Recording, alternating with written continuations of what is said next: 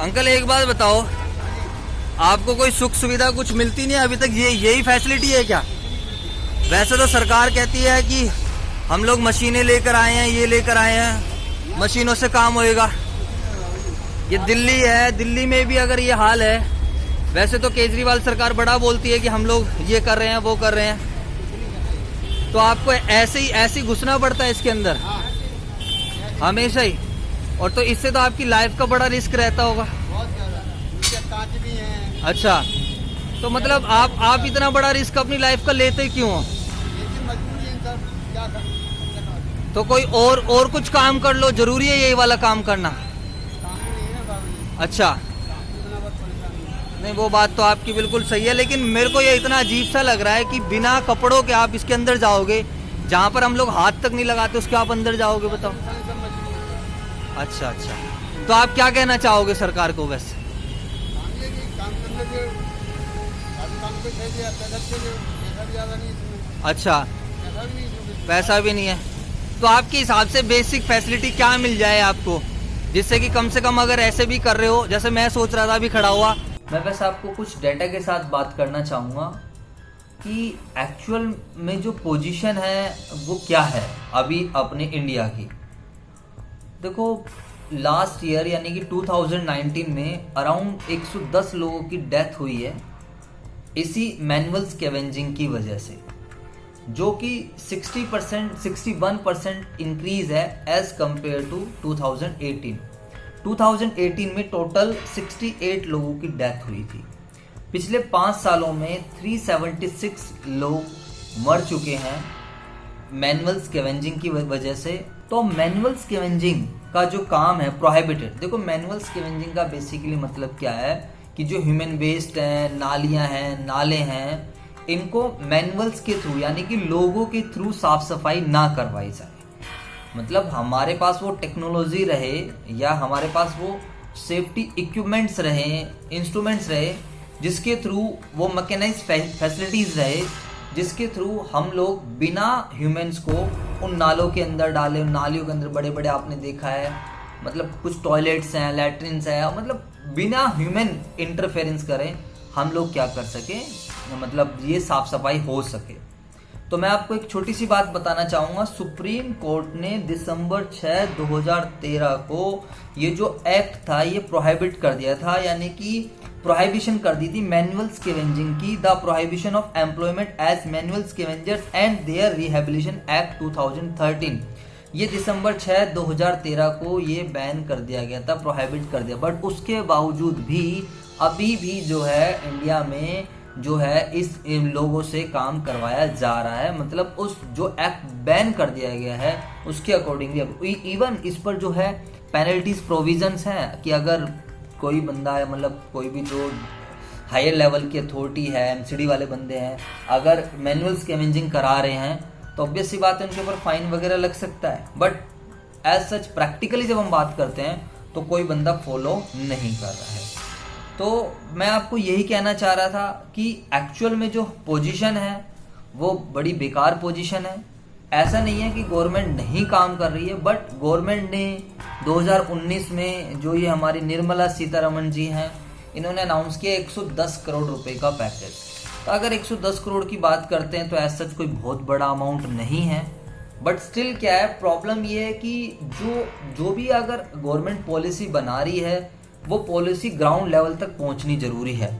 मैंने देखा और वीडियोस के भी मैं आपको लिंक शेयर कर दूंगा, मैं सारी इन्फॉर्मेशन नहीं दे पाऊंगा, बट आप उनको जरूर देखना। जो गवर्नमेंट असिस्टेंस दे रही है, 40,000 वन टाइम कैश पेमेंट दे रही है एंड 15 लाख रुपए तक का लोन प्रोवाइड करा रही है, वो भी कंसेशनल रेट पर। मेरा मानना है यार, लोन तो एक कर्जा है, चाहे आप बेशक से कंसेशनल रेट पर दे रहे हो, बट क्या बोलते हैं, लोन तो लोन ही है यार, वो वापस करना पड़ेगा। एंड 40,000 कोई बड़ा अमाउंट नहीं है। हम यहाँ पर कोई अमाउंट की डिमांड नहीं कर रहे, या मैं ये नहीं कह रहा कि आप उनको अमाउंट दीजिए। हम ये कहना चाहते हैं कि बेसिकली क्या है, उन्हें बेसिक फैसिलिटीज जरूर मिले। एंड हम लोग जो है एज अ कंट्री, हम ह्यूमन बीइंग फर्स्ट हैं, वो भी ह्यूमन बीइंग्स है, तो हम उनके साथ ऐसा बिहेव करें, हमारी सरकार उनके लिए ऐसी पॉलिसीज लेकर आए, वो टेक्नोलॉजी लेकर आए कि एटलीस्ट यार उन लोगों को नाले के अंदर ना जाना पड़े, वो बाहर से ही मतलब जितना बेस्ट हो सके वो कर सके। देखो यार, इसके लिए मैं गवर्नमेंट को अपनी सजेशन भी देना चाहूँगा कि क्या है यार, आप जितने भी हमारे टैक्स पेयर्स हैं या जो हमारी पॉपुलेशन है, हमारी 130 करोड़ की पॉपुलेशन है, उसमें से आप 100 करोड़ लोगों से आप 100 रुपीज़ पर मंथ ले लीजिए सर, या सालाना भी अगर आप 100 रुपये लेते हो तो वो कोई बहुत बड़ा इशू नहीं है, हम लोग बड़े ईजिली पे करेंगे। मैं आपको बता रहा हूँ, हम इंडियंस लोग जब भी बात आती है, अपनी कंट्री की बात आती है या इस तरीके के मुद्दों की बात आती है, हम लोग पूरा सपोर्ट करते हैं। अभी आप लोगों ने देखा कोरोना केसेस में हमारी तरफ से, जो भी पूरे इंडिया की तरफ से, मतलब इतने उद्योगपति हैं, इंडिविजुअल्स हैं, सब ने बहुत अच्छे लेवल पर क्या करा है, सपोर्ट किया है। तो अगर हमारे पास 100 करोड़ की पॉपुलेशन है, अगर हम उनसे 100 रुपये भी लेते हैं तो हमारे पास 10,000 करोड़ की कलेक्शन होती है। अब आप सोचो कि 10,000 करोड़ में हम लोग कितनी बेस्ट फैसिलिटीज़ इनको दे सकते हैं, और ये जो मैनुअल स्कैवेंजिंग का काम है, इसको हम कितने अच्छे लेवल पर, मतलब विदाउट ह्यूमन इंटरवेंशन हम काम कर सकते हैं। तो बस मैं आप सभी को यही कहना चाह रहा था, या मेरा गवर्नमेंट से भी एक यही रिक्वेस्ट है कि आपकी जो पॉलिसी बन रही है वो उसका एक्चुअल इम्प्लीमेंटेशन क्यों नहीं हो रहा है।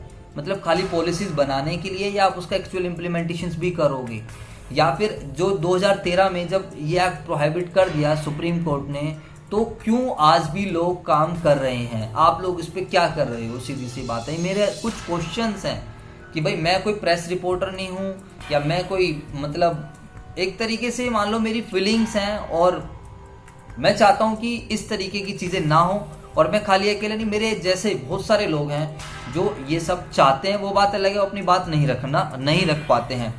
कब तक आप लोग जो है इसको एक प्रॉपर तरीके से कर पाओगे? क्या आप लोग खाली कहने के लिए होते हो, या फिर अनाउंसमेंट करने के लिए होते हो? लोअर कास्ट के लोग हैं, आपने देखा अभी भी बहुत सारी डिस्क्रिमिनेशन है, वही ज़्यादातर ये काम कर रहे हैं।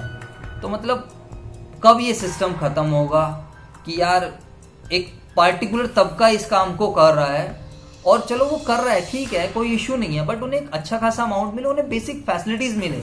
अभी अगर आपने वीडियो में देखा हो तो वो अंकल जी 50 साल के होंगे कम से कम, वो कह रहे हैं यार हमें ऐसे ही जाना पड़ता है, हमारे पास कोई किट नहीं होती, हमारे पास प्रॉपर गियर्स नहीं होते, बेसिकली हमारे पास कोई इंस्ट्रूमेंट, मतलब कह रहे हैं यार नंगे पैर, हमारे पास शूज़ तक भी नहीं है, एंड हमें कुछ अच्छा खासा अमाउंट्स भी नहीं मिलता।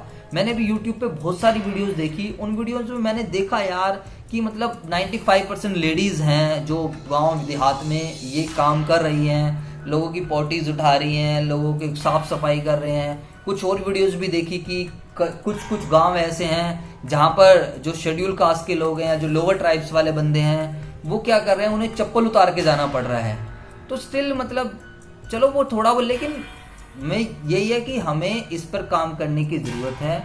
एंड मेरी गवर्नमेंट से हाथ जोड़कर यही रिक्वेस्ट है कि आपके अंडर में इतने सारे IAS लोग हैं, इतने पढ़े लिखे लोग हैं, वो उन्होंने आपको सुझाव दिए होंगे, उन्होंने आपको सजेशन दिए होंगे, तो यार उन सजेशंस, उन सुझाव को एक्चुअल इम्प्लीमेंट कराइए सर।